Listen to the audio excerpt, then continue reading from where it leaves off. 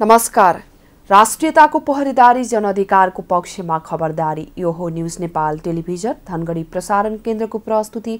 सुदूरपश्चिम न्यूजका साथमा छु म सविता बुढा। सुरुमा सुदूरपश्चिम न्यूजका हेडलाइन्स। बाढी पहिरोले जनजीवन प्रभावित भएको सुदूरपश्चिमका सांसदहरूको भनाई। प्रभावितलाई राहत दिन सरकारको ध्यान आकर्षण।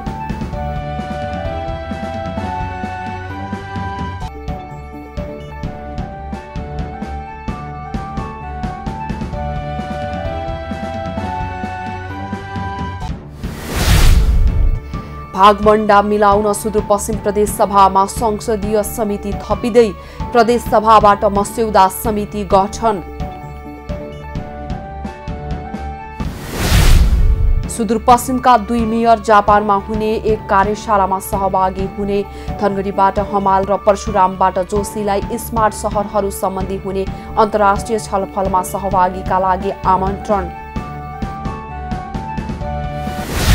र थारू समुदायले गाउँमा पहिलो पर्वको रूपमा मनाइने गुरही पर्व पछिल्लो समय संस्थागत रूपमा पनि मनाइँदै विभिन्न ठाउँमा औपचारिक कार्यक्रमको आयोजना गरेर पर्व मनाइयो।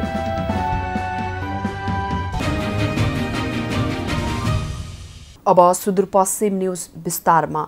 सुदूरपश्चिममा सत्ता गठबन्धनभित्र भागबण्डा मिलाउन प्रदेशसभा अन्तर्गतका संसदीय समितिको संख्या बढाउन कानून संशोधन गर्न लागिएको छ। सोमबार बसेको प्रदेशसभाको बैठकबाट यसका लागि मस्यौदा समिति पनि गठन गरिएको छ। सुदूरपश्चिममा सत्ता गठबन्धनभित्र भागबण्डा मिलाउन प्रदेशसभा अन्तर्गतका संसदीय समितिको संख्या बढाउन कानून संशोधन गर्न लागिएको छ। सोमबार बसेको प्रदेश सभाको बैठकबाट यसका लागि मस्यौदा समिति गठन गरिएको छ। नेकपा माओवादी केन्द्रबाट निर्वाचित सांसद मानबहादुर धामीले सुदूरपश्चिम प्रदेशको प्रदेशसभा नियमावली 2074 को पहिलो संशोधन 2076 सहितलाई संशोधन गर्न आवश्यक रहेकाले नियमावली संशोधन मस्यौदा समिति गठन गरियोस् भनी सभामा प्रस्ताव प्रस्तुत गर्नुभएको थियो। उहाँले सांसदहरू विक्रम सिंह धामी, मानबहादुर धामी, खेमादेवी विष्ट, सुरेन्द्र बहादुर पाल, प्रकाश रावल, तारा प्रसाद जोशी र खुशीराम डगौरा थारूको नाम प्रस्ताव गर्नुभएको थियो। प्रस्तावलाई कांग्रेस सांसद गीता चौधरीले समर्थन गर्नुभयो। सोपछि प्रस्तावलाई सभामुख भीम भण्डारीले निर्णयार्थ प्रस्तुत गर्नुभएको थियो। सत्तापक्षले समर्थन गरेपछि सो प्रस्ताव प्रदेश सभाबाट बहुमतले पारित भएको छ। प्रदेश सभामा सांसद धामीले प्रदेशसभा नियमावली 2074 को नियम 1, 13, 49, 104, 146, 148, 151 संशोधन गर्नुपर्ने भएको हुँदा नियम 223 बमोजिम प्रस्ताव पेश गरेको बताउनुभयो। बजेट पास गर्न सगाई बापत प्रतिपक्षी दल राप्रपाकी सांसद खेमादेवी विष्टलाई पनि समितिको सभापति बनाउन सहमति भएको चर्चा भइरहेको छ। नियमावली संशोधनपछि 2वटा समिति थप गर्ने तयारी भइरहेको छ। अहिले 4वटा संसदीय समिति छन्। नागरिक उन्मुक्ति पार्टीलाई सरकारमा सहभागी गराउन नागरिक उन्मुक्ति पार्टीलाई पनि 2 संसदीय समितिको सभापति दिने सहमति भएको छ। अहिले सुदूरपश्चिम प्रदेशसभा अन्तर्गत सामाजिक विकास समिति, सार्वजनिक लेखा समिति, अर्थ विकास तथा प्राकृतिक स्रोत समिति र विधायन तथा प्रदेश मामिला समिति रहेका छन्। यिनैलाई फुटाएर 6वटा समिति बनाउने तयारी भइरहेको छ।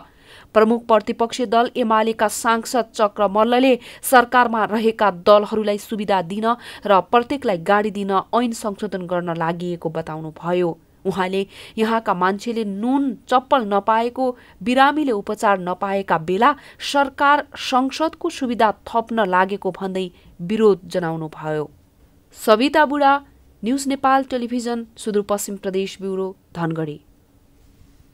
बाढी पहिरोले जनजीवन प्रभावित भएको सुदूरपश्चिमका सांसदहरूले बताएका छन्। सांसदहरूले प्रभावितहरूलाई राहत दिन सरकारको पनि ध्यान आकर्षण गरेका छन्। सुदूरपश्चिमका सांसदहरूले बाढी पहिरोले पारेको समस्यामा प्रदेश सरकारले जनतालाई सहयोग नगरेको बताउनु भएको छ। सोमबार बसेको प्रदेश सभाको बैठकमा शून्य समयमा बोल्ने अधिकांश सांसदहरूले प्रदेश सरकारलाई बाढी र पहिरोले पारेको प्रभावबारे छानबिन गरी राहत र क्षतिपूर्ति दिन ध्यानाकर्षण गर्नुभएको हो। सांसद खुसीराम डगौरा थारूले बाढीले जनताको जनजीवन अस्तव्यस्त बनाएको बताउनुभयो। यसप्रति प्रदेश सरकारको ध्यानाकर्षण हुनुपर्ने उहाँको भनाइ छ। सरकारले अनुगमन गर्नुपर्ने उहाँको भनाइ थियो। सांसद चौधरीले थारूहरूको वर्षको पहिलो चाड गुरही पर्वमा प्रदेश स्तरबाट सरकारी बिदा हुनुपर्ने माग पनि थियो। यस्तै सांसद खेमादेवी विष्टले प्रदेश सरकारले बिजनेस नदिएकाले 1.5 महिनापछि सदन सुचारू भएको बताउनुभयो। उहाँले जनताका कुरा राख्न नपाउँदा सरकार भएको महसुस जनताले गर्न नपाएको उल्लेख गर्नुभयो। गोदावरी धाम, बुढीतोला, सलानी लगायतका ठाउँमा वर्षाले जनजीवन प्रभावित भएको उहाँले सदनमा कुरा उठाउनुभयो। सांसद घनश्याम चौधरीले बाढीले भजनी र कैलालीका विभिन्न ओडामा कटानले जोखिम निम्त्याएको बताउनुभयो। त्यस ठाउँका जनतालाई उचित व्यवस्थापन तथा उच्च भवन हुनुपर्ने उहाँको भनाइ थियो।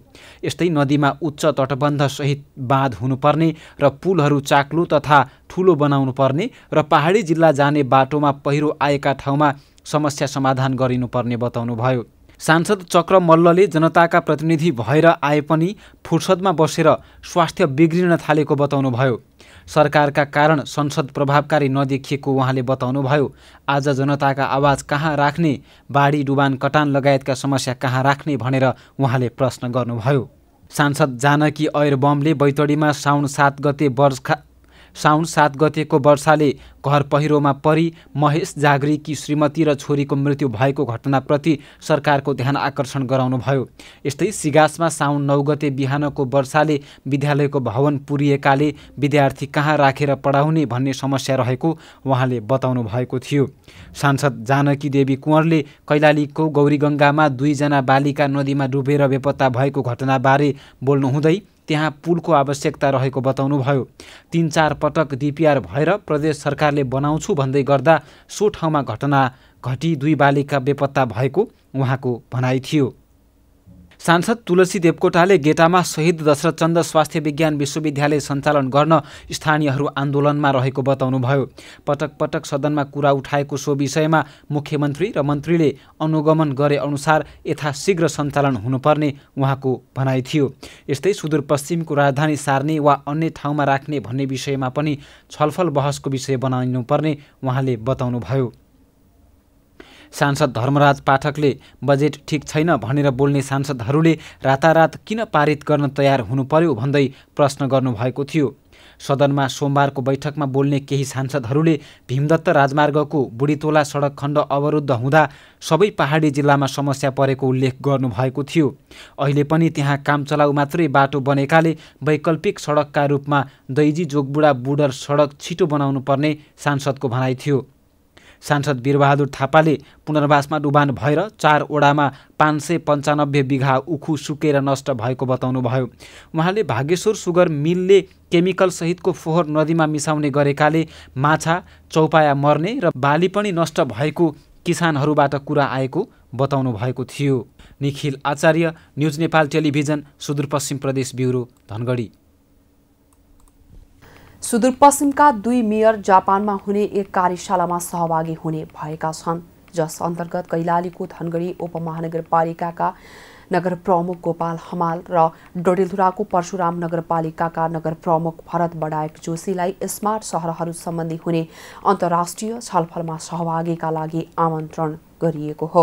सो छलफलमा सहभागीका लागि नेपालका 3 मेयरलाई आमन्त्रण गरिएको छ। कार्यक्रममा काठमाडौँ महानगरपालिकाका प्रमुख बालेन शाहसँगै सुदूरपश्चिमबाट धनगढी उपमहानगरपालिकाका प्रमुख हमाल र डडेलधुराको परशुराम नगरपालिकाका प्रमुख जोशीलाई सहभागिताका लागि आमन्त्रण गरिएको हो। उनीहरू सहभागी कार्यशालामा Thimphu, Phnom, Penh, Siem Reap, Battambang, Chandigarh, Nusantara, Makassar, Luang, Prabang, Kota, Kinabalu, Kuching, city south, Penang, Kathmandu, Dhangadhi, Parshuram, Cebu, Davao, ओलगायत 18 शहरका प्रमुखलाई पनि सहभागी हुनेछन्। संयुक्त राष्ट्र क्षेत्रीय अनुसन्धान केन्द्रद्वारा आयोजित उक्त जापानको नागोयामा 29 अगस्त र 1 सेप्टेम्बरमा हुनेछ। प्रशिक्षण कार्यशालामा समावेशी लचिलो दिगो सहर र समुदाय निर्माणका लागि स्मार्ट सहरहरू सम्बन्धी छलफल हुनेछ। सुदूरपश्चिम प्रदेशको प्रसिद्ध धार्मिक स्थल गोदावरी धाममा बनेका करोडौंका संरचना जोखिममा रहेका छन्। तर बर्खायाममा गोदावरी नदीको बाढीका कारण उक्त संरचना जोखिममा मात्र छैनन् कि क्षति समेत भएका छन्। नदी किनारमा ठूलो लगानीमा संरचना बने, तर ती संरचनालाई बचाउने काम नहुँदा गोदावरी धाम क्षेत्रका स्थानीय नागरिक पुजारीहरू चिन्तित बनेका हुन्। केही समय अघि वर्षाका कारण सुदूरपश्चिमको प्रसिद्ध धार्मिक स्थल कैलालीको गोदावरी धाममा बनाइएका धार्मिक संरचनामा क्षति पुर्याएको थियो। गोदावरी नदीमा आएको बाढीका कारण गोदावरी धाममा बनाएका मन्दिर लगायत भवनमा क्षति भएको थियो। बाढीले क्षति पुर्याएको दोस्रो दिन सुदूरपश्चिमका मुख्यमन्त्री कमलबहादुर शाह लगायत प्रदेश सरकारका अन्य मन्त्री, गोदावरी नगरपालिकाका नगर प्रमुख वीरेन्द्र भट्ट, कैलालीका सहायक प्रमुख जिल्ला अधिकारी लगायतको टोलीले सो धाममा भएको क्षतिको बारे अनुगमन गरेको थियो। विभिन्न निकायका टोलीको अनुगमनपछि गोदावरी धाम क्षेत्रका संरचना जोखिम रहेको र जोखिम हटाउन काम गरिने बताइएको भए पनि अहिलेसम्म काम केही नभएको गोदावरी धाम व्यवस्थापन समितिका अध्यक्ष तुलसी गिरीले जानकारी दिनुभयो। उहाँहरू मैले त मेरो आँखाले मैले जाने अनुसार आउनुभयो, हेर्नुभयो, जानुभयो, त्यसपछि त के कुरो देखेन। मैले 2-3 दिन त्यहाँ डोजर लगाए हो, नदी उताको उतै छ, त्यो के गरे हो, त्यो डोजर पनि कसको हो थाहा भएन। अनि त्यस्तो 2-3 दिन डोजर लगायो। त्यहाँ सेना पुलिसहरू आएर त्यो पाएर त्यहाँ फालेका ती झगडा त्यो दाउरा साउरा त्यो सरसफाइ गरेर गएका हुन्। तर मैले त्यसपछि गरेको जस्तो त मैले देखाएको छैन सर। 200 जाली बगायो, यो व्यवस्थापन गरिदिनु पर्यो भनेर वडा अध्यक्षबाट सिफारिस लगेर 3-4 दिन लाग्यो। त्यहाँ राख्यो मेयर साहबले, अनि कार्यपालिकाको बैठकमा राखिदिउँला भन्यो। अस्ति गएर बजेटै छैन भन्यो। अनि त्यही भएर धराप भएर अहिले पनि 200-250 जाली बगायो। ती बोर्ड पिपल धरापमा छन्। हजुर, सरकारकै लगानीमा धार्मिक तथा पर्यटकीय क्षेत्र भनेर निर्माण भएका करोडौंका संरचनाहरू नदीका कारण जोखिममा परेका छन्। संरचना बने तर नदी नियन्त्रणका लागि बलियो तटबन्धन गरिएन, जसका कारण गोदावरी धाम क्षेत्रका करोडौंका संरचना जोखिममा रहेका छन्। गोदावरी धाम सुदूरपश्चिम प्रदेशको प्रसिद्ध धार्मिक पीठका रूपमा परिचित छ। परापूर्व कालदेखि आस्थाको केन्द्रका रूपमा परिचित गोदावरी धामको संरक्षणका लागि सरकारले चासोका साथ काम गरिदिनुपर्ने स्थानीयको माग रहेको छ। राजन जयगढी, न्युज नेपाल टेलिभिजन, सुदूरपश्चिम प्रदेश ब्युरो, धनगढी। पश्चिमवासी थारू समुदायमा सोमबार गुरही पर्व मनाइएको छ। विभिन्न ठाउँमा नाचगानसहित गुरही पर्व मनाइएको हो। गुरही बालबालिकासँग सम्बन्धित पर्व रहे पनि पछिल्लो समय युवा युवतीसहित सबै उमेरका व्यक्तिहरूले मनाउने गरेका छन्। यो पर्वमा कपडाको गुरहा गुरही गाइने किरा बनाएर अपराह्नतिर चौर वा चौबाटोमा सेलाउने चलन रहेको छ। बालिका वा केटीहरूले गुरहीसहित घुग्नी, मकै, केराउ वा चनाको भुजा फाल्ने गर्दछन्। फालिएको गुरहीलाई सोता वा लठीले बालक केटाहरूले दे घुग्री भन्दै हटाउने पिट्ने चलन रहेको छ। यसलाई स्थानीय भाषामा गुरही अस्रैना भनिन्छ। गुरही पर्व मनाउनाले बालबालिकाहरूलाई रोगव्याधिबाट छुटकारा मिल्ने जनविश्वास रहिआएको छ। यसैगरी उनीहरूलाई आँखा पाक्ने, ज्वरो आउने जस्ता समस्या नहुने विश्वास पनि गरिन्छ। गुरहीलाई ठटाउनु, पिट्नुको अर्थ रोगव्याधिलाई पिटेर गाउँबाट धपाएको बुझिन्छ। हरेक थारू गाउँमा पहिलो पर्वको रूपमा मनाइने गुरहीलाई 2067 सालबाट धनगढीमा संस्थागत रूपमा पनि मनाउँदै आएको सखी सञ्जाल कैलालीका अध्यक्ष उन्नति चौधरीले बताउनु भयो। उहाँका अनुसार नयाँ पुस्तालाई संस्कृति हस्तान्तरण गर्ने उद्देश्यका साथ संस्थागत रूपमा गुरही पर्व मनाउने चलन रहिआएको हो। गुरहीको अवसर पारेर धनगढी लगायत कैलालीका विभिन्न स्थानमा औपचारिक कार्यक्रमको आयोजना गरिएको छ। धनगढीको चोकमा गुरहीको मूर्ति शिलान्यास गरिएको छ। गुरही पर्वको अवसरमा सोमबार कैलालीको तराई क्षेत्रका सबै स्थानीय तहले स्थानीय बिदा दिएका थिए। सुदूरपश्चिममा सोमबारबाट गौरा पर्व सुरु भएको छ। सुदूरपश्चिमेलीहरूको मुख्य चाड मध्येको एक गौरा पर्व सोमबार बिरुडा भिजाएसँगै सुरु भएको हो। पौराणिक कालमा भगवान महेश्वरको प्राप्तिका लागि गौरा देवी अर्थात् पार्वतीले निराहार नित्य आराधना गरी भगवान शिवलाई पतिको रूपमा प्राप्ति भएको विश्वास गरिन्छ। त्यति बेलादेखि नै गौरा र महेश्वरको विवाहको सम्झना स्वरूप यो पर्व मनाउने परम्परा चल्दै आएको हो। यो वर्ष ज्योतिषहरू बीच विवादका कारण गौरा पर्व 2 दिन मनाइँदैछ। केही ठाउँमा भदौ 7 गते गौरा पर्व मनाउने र केही ठाउँमा भदौ 21 गते गौरा पर्व मनाइने भएको हो। भदौ 7 गते गौरा पर्व मनाउनेले सोमबार बिरुडा भिजाएर गौरा पर्व सुरु गरेका छन्। गौरा पर्वको पहिलो दिन बिरुडा पञ्चमी पञ्चमीमा घर घरमा महिलाले तामाका भाँडामा 5 प्रकारका अन्न भिजाएर पर्वको थालनी गरेका छन्।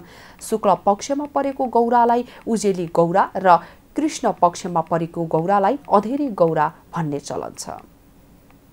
कञ्चनपुरमा मोटरसाइकल दुर्घटना हुँदा गम्भीर घाइते भएका 1 जनाको मृत्यु भएको छ। आइतबार दिउँसो भएको सवारी दुर्घटनामा परेर घाइते 1 जनाको मृत्यु भएको हो। कृष्णपुर नगरपालिका 5 क्याम्पस रोडमा म1 क 177 नम्बरको बस र सुदूरपश्चिम प्रदेश 01012 प 661 नम्बरको मोटरसाइकल एक आपसमा ठोकिँदा दुर्घटना हुँदा सोही नगरपालिका 4 किचाईका 28 वर्षीय मदन बहादुर सिंहको मृत्यु भएको हो। दुर्घटनामा गम्भीर घाइते भएका मोटरसाइकल चालक सिंहको सेती प्रादेशिक अस्पताल धनगढीमा उपचारको क्रममा मृत्यु भएको प्रहरीले जनाएको हो। मोटरसाइकलको पछाडि सवार अर्का यात्रु घाइते भएका छन्। बस चालकलाई प्रहरीले नियन्त्रणमा लिएको छ।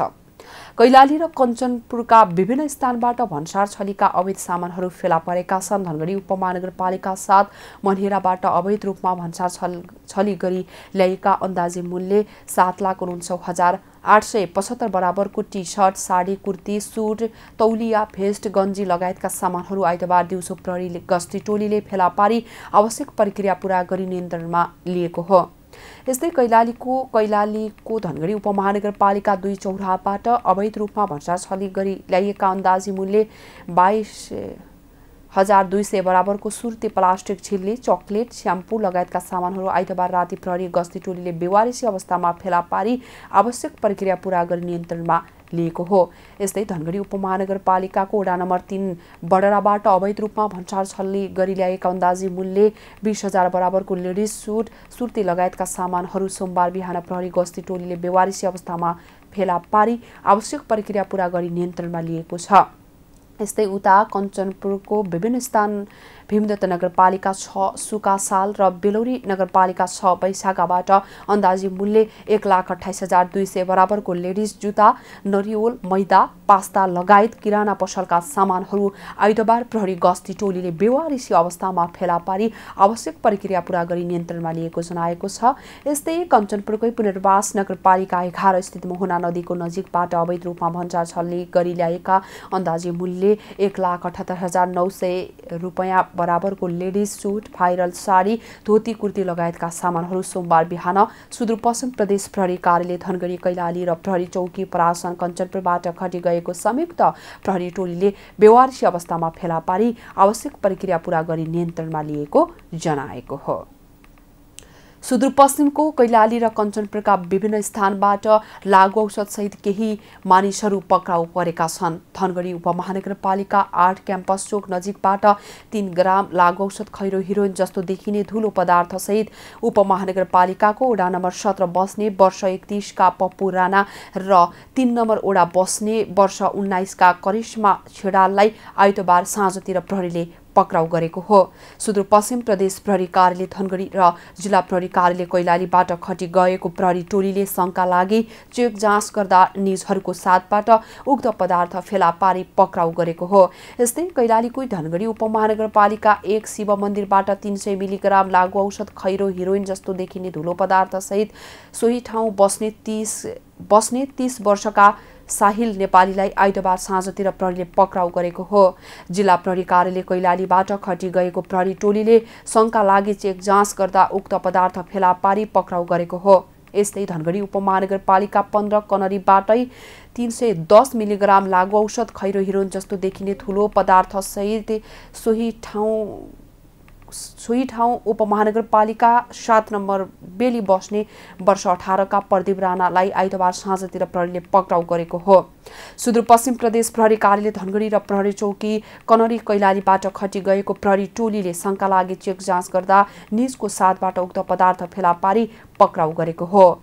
यस्तै उता कञ्चनपुरको भीमदत्त नगरपालिका 27 मसगाउँबाट 0.38 ग्राम लागु औषध सहित खैरो हिरोइन जस्तो देखिने धुलो पदार्थ सहित सोही ठाउँ भीमदत्त नगरपालिका वडा नम्बर 2 बस्ने 24 वर्षका टेकेन्द्र भण्डारी र भीमदत्त नगरपालिका 18 बस्ने वर्ष 22 का सुरत ओडलाई सोमबार राति प्रहरीले पक्राउ गरेको हो। अस्थायी प्रहरी पोस्ट मसगाउँबाट खटी गएको प्रहरी टोलीले शंका लागि चेक जाँच गर्दा निजहरूको साथबाट उक्त पदार्थ फेला पारी 2 जना सहित मोटरसाइकल एक थान समेत प्रहरीले पक्राउ गरेको जनाएको छ। कैलालीमा आगलागीबाट विभिन्न धनमाल जली नष्ट भएको छ। धनगढी उपमहानगरपालिका वडा नम्बर 5 पिपल चौतारा स्थित सोही ठाउँ बस्ने वर्ष 39 की तृप्ति जोशीले सञ्चालन गरेको तृप्ति कस्मेटिक पसलमा आइतबार साँझतिर विद्युत तार सर्ट हुन गई अचानक आगलागी भएको थियो। आगलागी हुँदा सो पसलभित्र रहेको अन्दाजी मूल्य 12 लाख बराबरको सामानको क्षति भएको प्रहरीले जनाएको हो। उक्त आगलागी स्थानीय प्रहरी र दमकलको सहायताले नियन्त्रणमा लिनुका साथै यस सम्बन्धमा प्रहरीले थप अनुसन्धान भइरहेको जनाएको छ। कैलालीमा माछा मार्ने क्रममा पानीमा डुबी 1 जनाको मृत्यु भएको छ। जोशीपुर गाउँपालिका वडा नम्बर 1 पिपरकोटी स्थित रहेको सुगुवा नालामा माछा मार्ने क्रममा सोही ठाउँ बस्ने वर्ष 60 की बेलासी डगोराको पानीमा डुबी सोमबार बिहान मृत्यु भएको प्रहरीले जनाएको हो। यस सम्बन्धमा प्रहरीले थप अनुसन्धान भइरहेको जानकारी दिएको छ। यिनै खबरहरूसँगै हामी अहिलेलाई सुदूरपश्चिम न्युजको अन्ततिर आइपुगेका छौं। विदा हुनु पूर्व हेडलाइन्स पुनः एकपटक। बाढी पहिरोले जनजीवन प्रभावित भएको सुदूरपश्चिमका सांसदहरूको भनाई, प्रभावितलाई राहत दिन सरकारको ध्यान आकर्षण।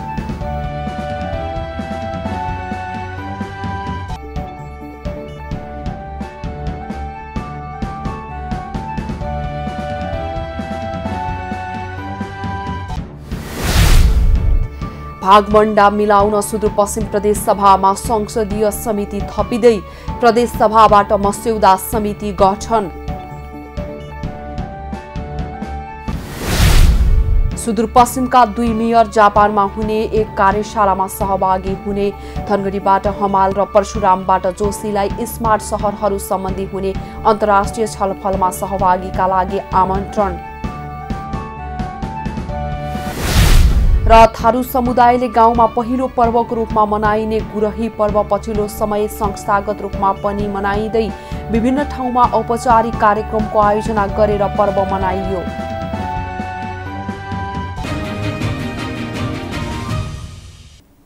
हौस् त अहिलेलाई सुदूरपश्चिम न्युज यति नै। राष्ट्रियताको पहरेदारी जनअधिकारको पक्षमा खबरदारी हेर्दै गर्नुहोला न्युज नेपाल टेलिभिजन। हामीलाई पनि बिदा दिनुहोस्। नमस्कार।